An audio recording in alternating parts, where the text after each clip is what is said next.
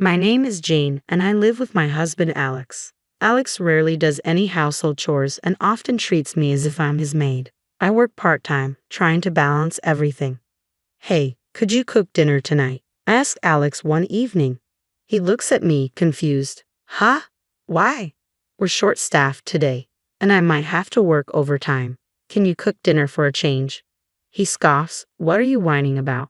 I'm the one who brings home the bacon. It's only natural you do all the housework. His tone is dismissive, making me feel small and insignificant. So, I let the matter drop. One day, as I was finishing up some chores, I heard a cheerful voice. Hey there, I'm home. A man walked in energetically. It was my brother-in-law, Mike. Mike? What are you doing here?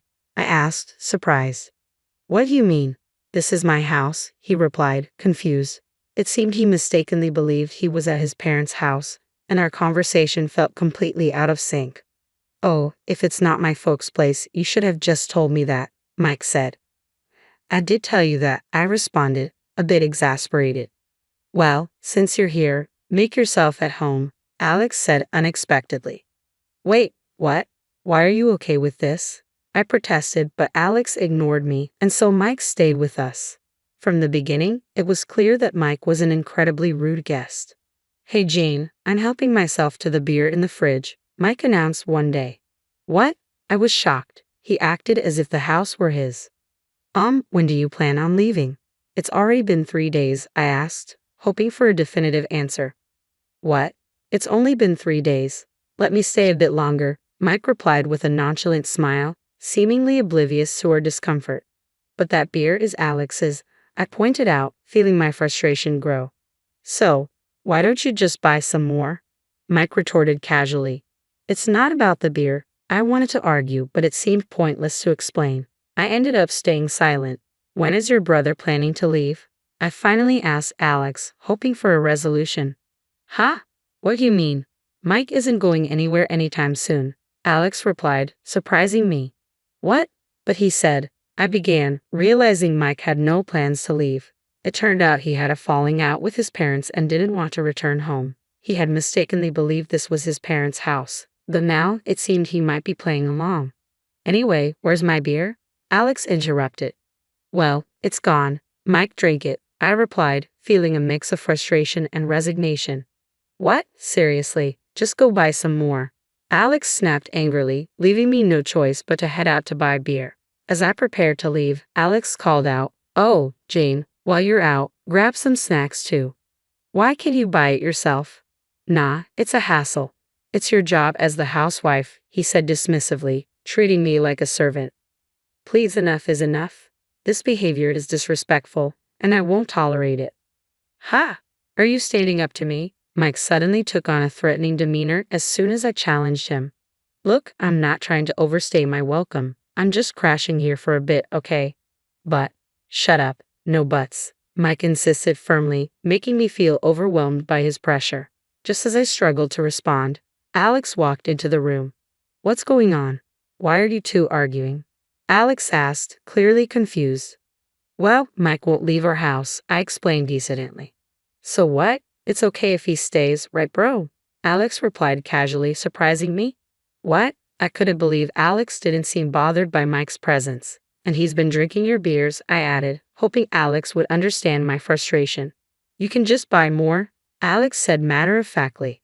Right, fine, I'll do as you wish, Mike interjected, seeming to acquiesce reluctantly. Exhausted from the argument, I silently agreed to go buy more beer. My passive response seemed to worsen the situation, as Mike's behavior only grew more obnoxious. Hey, beer, Mike's voice echoed as I left the room. Do you really think you'll get a beer talking to me like that? Mike challenged, his tone confrontational. It had been a month since Mike arrived, and he had started treating me like an authoritarian spouse. Well, isn't there a polite way to ask for things? I responded cautiously, hoping to reason with him. Ha! Are you trying to lecture me, just a housewife? Mike belittled me, making his disdain clear. Hey Jane, I'm off to play golf. You two have fun. Alex's voice interrupted from the entrance. Wait, alone with Mike? I protested. Yeah, so what's the problem? Alex shrugged. There's a big problem. Given Mike's behavior lately, it's obvious he might cause trouble. Can't you take him along? He's not into golf. Alex brushed off my concerns, leaving me alone with Mike despite my objections. That's kind of hurtful. So you don't want to hang out with me that much? Mike approached, smirking. But when are you planning to leave this house? It feels like you're treating me like a servant, I retorted, frustrated. Not like. You were my servant, he declared, the words cutting deep. I'm single after all. Always wanted a servant like this. His tone suggested he genuinely believed a housewife was little more than a servant. What a terrible man. I'm not a servant. I'm a proper housewife, I insisted, trying to maintain my dignity. What's the difference? Just bring me some snacks. Hurry up, Mike ordered nonchalantly, lounging in the living room, his entitlement palpable. I ignored him as Mike threw an ashtray. Thankfully, it missed me but shattered the glass on the shelf. Hey, who do you think runs this place? You're getting too cheeky, Mike growled, his anger simmering. Feeling unsafe, I reluctantly fetched him snacks and a new beer. Perfect. This is the life I've always wanted, he exclaimed, reveling in his perceived authority. I feared another outburst if I displeased him, so I waited anxiously for Alex to return. I'm home, Alex finally announced after several hours. Alex, I was so scared, I confess, hoping for his support. Whoa, what happened in here? It's a mess, Alex remarked, more concerned with the room's condition than my distress. Well, Mike threw an ashtray, and I was scared, I tried to explain to Alex. What? It didn't hit you, did it? Then it's no big deal, right? Alex responded casually, shocking me. Would any caring husband react like this if his wife could have been seriously hurt? Hey, welcome home. Your wife trashed the room, Mike interjected, unfairly blaming me for the mess. What? You're the one responsible. Why are you blaming my brother? I protested, frustrated. No, it's not like that. I insisted desperately, but Alex, possibly due to being drunk, refused to listen. He scolded me to clean up and take care of Mike. Dealing with drunk Alex was exhausting. He repeated himself endlessly. Even though I was exhausted, I had no choice but to endure his lectures to avoid more trouble. I'm tired, I sighed, 2 hours after Alex came home. Finally, his lectures were over, but I was completely drained. So, what's for dinner? Alex asked mercilessly. Didn't you eat out? I responded, feeling too tired to even think about cooking. Why would I eat out? You mean you haven't prepared anything? Alex's words cut deep after the 2 hours scolding. How could he expect me to have cooked under those circumstances? Oh, you're so useless. You're really failing as a housewife, Alex continued, dismissing my value as a person. What had I done to deserve this treatment? You're getting scolded. This is hilarious. Mike chuckled from the sidelines, finding amusement in my misery. It seemed tormenting others was a pastime for these brothers. Despite my exhaustion, I ended up cooking for Alex and Mike. They even complained about the food, adding to my despair. Finally, unable to bear it any longer, I mustered the courage to confront Alex again. Hey, when is Mike going to leave? He can't stay here forever, can he? Not this again, Alex replied, clearly annoyed. It was clear I had chosen a bad time to bring it up. What's wrong with you? Don't you care about your brother? I challenged, though truthfully, I didn't care. He had invaded our home and made my life unbearable. Living with such a person was pushing me to my limits. You know I've been going through a tough time, right? How can you just ignore that? I confronted Alex, seeking understanding. Everyone deals with stress, Alex responded callously. Mike is particularly stressed, so he takes it out on you. His words baffled me. A punching bag? Me? I asked incredulously.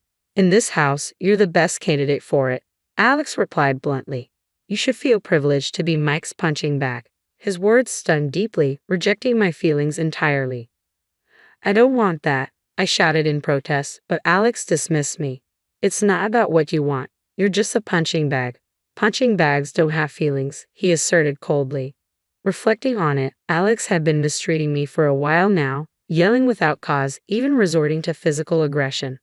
You're heartless, I muttered, tears welling up in my eyes. But even as I cried, Alex remained unmoved. Oh, what a bother. Women always think crying will fix everything. Cry all you want. I'm not going to do anything. Now go get me a beer, he ordered, indifferent to my emotions. Once again, it was about the beer. He didn't care about how I felt at all. That was the final straw. I couldn't endure it any longer. I shouted, surprising even myself. Alex looked taken aback but persisted in his verbal assault. Why are you so upset? You have a problem with me and my brother. If you're unhappy here, why don't you just leave? This is my house, so you're the one who should go. I couldn't believe what I was hearing. Leave me inside with his brother. Wasn't that the issue? When I sought clarification, Alex simply reiterated, yes, you should leave. That's absurd. Why should Mike stay when he arrived later? He's my brother, okay? And you're just someone who isn't related by blood. Not related by blood? I never imagined my husband, whom I marry for love, would treat me so poorly. Something inside me shattered at his words. What? Are you shocked? If you hate it so much, just go. You can divorce me too. Alex continued to taunt me as I stood there, stunned. Was he really contemplating divorce? It appeared Mike was more important to him than I was. That night, we went to bed in silence, but I couldn't sleep. Alex's cruel words echoed in my mind, haunting me. Leave. Divorce? Was I the only one who believed we were in love? I felt a sudden wave of sadness wash over me. Perhaps my feelings were one-sided. After shedding tears that soaked my pillow, I made a decision and drifted off to sleep. A few days passed since that heartbreaking moment. Alex called me. Hey, where are you? Why did you leave early in the morning? I just noticed. It's been a few days since I last saw you. I didn't care if you noticed. I've been having instant noodles, but I've run out. Make me some food, he demanded. I thought he could survive on instant noodles forever. He sounded flustered, raising his voice. With no other option, I calmly replied, well, I've moved into my own place. What? You're living alone? He sounded genuinely surprised. There was a studio apartment available, so I signed the lease immediately. I'll have movers bring my stuff later. What the hell are you thinking? Make dinner for me and Mike, he demanded sharply. Why should I? You're the one who told me to leave, I retorted firmly, refusing to back down.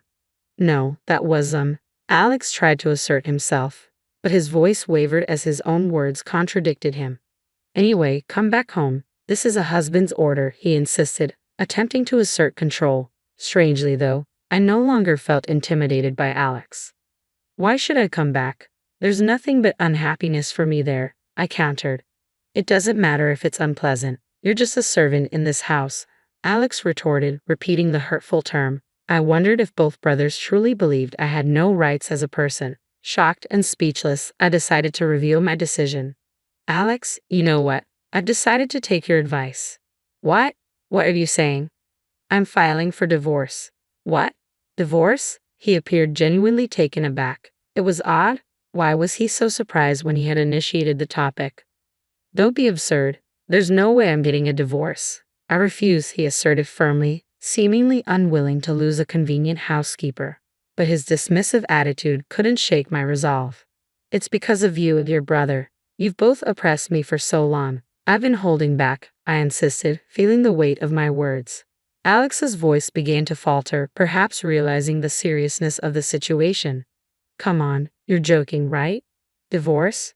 Seriously, I'll talk to your parents and convince them, he pleaded desperately. What good would that do? I've already spoken to them. They won't listen to you. What? He seemed panicked, realizing the depth of the situation. Maybe he should have just asked his brother to leave and changed his behavior. Please reconsider. My brother says he's sorry, he added, trying to salvage the situation. I thought to myself, these are the kind of people who only show remorse when they're in trouble. Their words of regret meant nothing to me. I couldn't trust them. I'm sorry, but I can't believe anything you say. I won't forget what you've done, and I won't forgive it, I told Alex firmly. His flustered reaction only confirmed my decision. Please wait, I'm begging you, Alex pleaded desperately, but he hadn't taken action when I begged him to address his brother's behavior. The more we talked, the more pitiful Alex appeared. Goodbye. There's nothing left to discuss, I stated, finality in my voice. Wait, let's talk. Look, reconsider the divorce, he urged, grasping at straws. I proceeded with the divorce proceedings through my lawyer, and it was successfully finalized. Alex and his brother ended up in a major argument over household responsibilities, leading to both of them landing in the hospital. After everything they put me through, they got what was coming to them. Now that I'm single, my life is far easier than it was with Alex. I only wish I had left him sooner.